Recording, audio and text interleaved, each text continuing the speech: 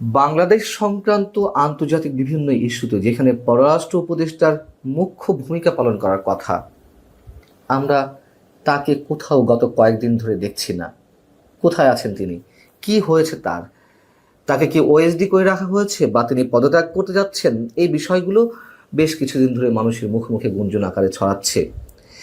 গত বুধবার পররাষ্ট্র মন্ত্রণালয় থেকে যে একটি গুরুত্বপূর্ণ বিষয়ে ব্রিফ করা হলো, ইরানে ইসরায়েলের হামলার বিষয়ে, সেখানে অবস্থানরত বাংলাদেশিদের কি অবস্থা, এই প্রবাসীদের কিভাবে নিরাপদ স্থানে সরিয়ে নেওয়া যায় বা বাংলাদেশে ফেরত আনা যায়, সে বিষয়ে ব্রিফ করেছেন মন্ত্রণালয়ের ভারপ্রাপ্ত সচিব। আমরা পররাষ্ট্র উপদেষ্টাকে দেখিনি। গত কয়েকদিন আগে যে লন্ডন সফরে গেলেন আমাদের প্রধান উপদেষ্টা ডক্টর মোহাম্মদ ইউনুস, সেখানেও পররাষ্ট্র উপদেষ্টা ছিলেন না। সব জায়গাতে গুরুত্বপূর্ণ ভূমিকা পালন করছেন জাতীয় নিরাপত্তা উপদেষ্টা বহুল বিতর্কিত ডক্টর খলিলুর রহমান। সরকারের পর্যায় থেকেই বলা হয়েছিল যে লন্ডনের এই সফরটি দ্বিপাক্ষিক সফর। যদি সরকারি পর্যায়ের দ্বিপাক্ষিক সফর হয়েই থাকে, সেখানে পররাষ্ট্র মন্ত্রণালয়ের কোনো কর্তা ব্যক্তি ছিলেন না, পররাষ্ট্র উপদেষ্টা তো দূরের কথা, সেখানেও আমরা দেখলাম মুখ্য ভূমিকা পালন করছেন ডক্টর খলিলুর রহমান। ইভেন তারেক রহমানের সঙ্গে যে বৈঠক হলো, সংবাদ সম্মেলন হলো, সেখানেও ডক্টর খলিলুর রহমান। এর আগে যে কয়েকটি সফর হয়েছে প্রধান উপদেষ্টার হাতে গোনা দু একটি বাদে আর সব জায়গাতেই তাকে একেবারে নিষ্ক্রিয় করে রাখা হয়েছিল এবং এখনো পর্যন্ত সেটি চলছে। এবং এই কথাগুলো এ কারণেই বলছি যে গত 16ই জুন জাতীয় নিরাপত্তা উপদেষ্টা ডক্টর খলিলুর রহমান তড়িঘড়ি করে যুক্তরাষ্ট্রে ছুটে গেছেন। কেন তিনি যুক্তরাষ্ট্র ছুটে গেছেন? কার আমন্ত্রণে গেছেন? নাকি নিজ উদ্যোগে গিয়েছেন? আমরা সেসব বিষয়ে জানি না, তবে শোনা গিয়েছিল তিনি গিয়েছেন এবং সেটি প্রমাণ হয়েছে প্রধান উপদেষ্টার যেই সরকারি ফেসবুক পেজ, সেখানে ডক্টর খলিলুর রহমান মার্কিন উপপররাষ্ট্রমন্ত্রী মিস্টার ক্রিস্টোফারের সঙ্গে সাক্ষাৎ করছেন এমন একটি ছবি আপলোড করা হয়েছে। এবং তিনি খুবই শর্ট নোটিশে যুক্তরাষ্ট্রে উদ্দেশ্যে রওনা দেন।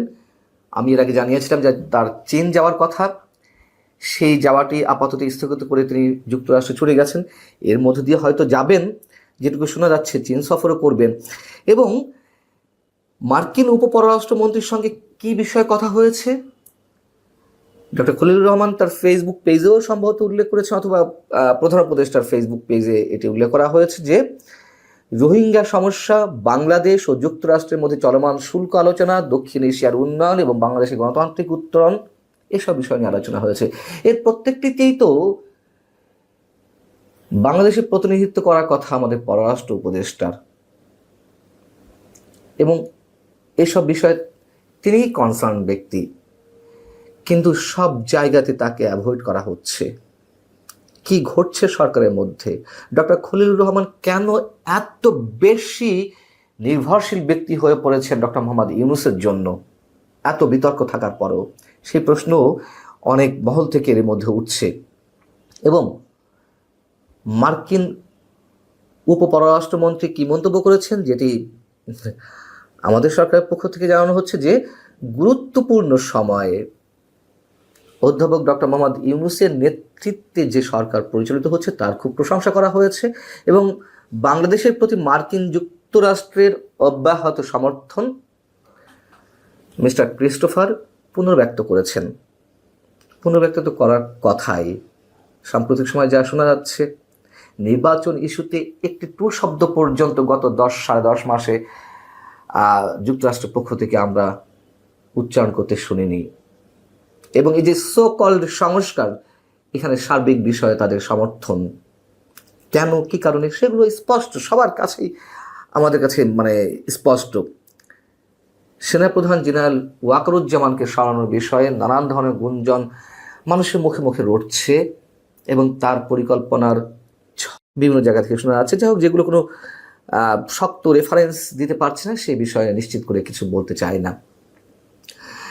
বিষয়টি হচ্ছে যে রোহিঙ্গা বিষয়ে তিনি কথা বলেছেন এবং রোহিঙ্গা প্রত্যাবর্তন বিষয়ে আমাদেরকে এর আগে অনেক ধরনের মুখরোচক গল্প শোনানো হয়েছিল এবং সবকিছুর মূল্যে নিশ্চিতভাবে ছিল মিয়ানমারের রাখাইনের উদ্দেশ্যে বাংলাদেশের মধ্য দিয়ে যে কথিত করিডোর দেওয়ার প্রসঙ্গটি, সে বিষয়ে যেন বাংলাদেশের মানুষরা তেমন কোনো আপত্তি না করে। আমাদেরকে কনভিন্স করার জন্য রূপকথা গল্প শোনানো হয়েছিল। কি শোনানো হয়েছিল? যে বিমস্টেক সম্মেলনে যখন আমাদের প্রধান উপদেষ্টা গেলেন, তখন তখন মিয়ানমারের উপপ্রধানমন্ত্রী, যিনি পররাষ্ট্রমন্ত্রীর দায়িত্বেও রয়েছেন, তিনি মানে উথান শিউ, তার সঙ্গেও মিস্টার খলিলুর রহমান আলোচনা করেছিলেন এবং তাকে নাকি নিশ্চয়তা দেওয়া হয়েছিল যে 1,80,000 বাংলাদেশে আশ্রিত রোহিঙ্গাকে ফেরত নেওয়া হবে এবং পর্যায়ক্রমে আরও 70,000-এর লিস্ট তাদের কাছে রয়েছে এবং এর ধারাবাহিকতায় আরও 5.5 লাখ রোহিঙ্গাকে তারা ফিরিয়ে নেবে।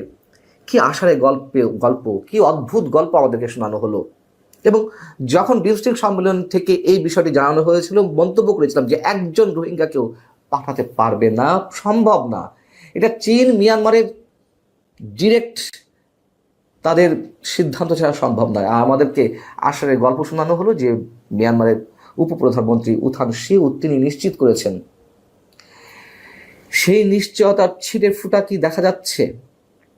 উল্টো ইন্টারন্যাশনাল ক্রোশিয়াল গ্রুপ আইসিজির পক্ষ থেকে একটি দীর্ঘ প্রতিবেদন বুধবার প্রকাশ করা হয়েছে। আপনারা অনেকেই জানেন, পড়েছেন প্রতিবেদনটি।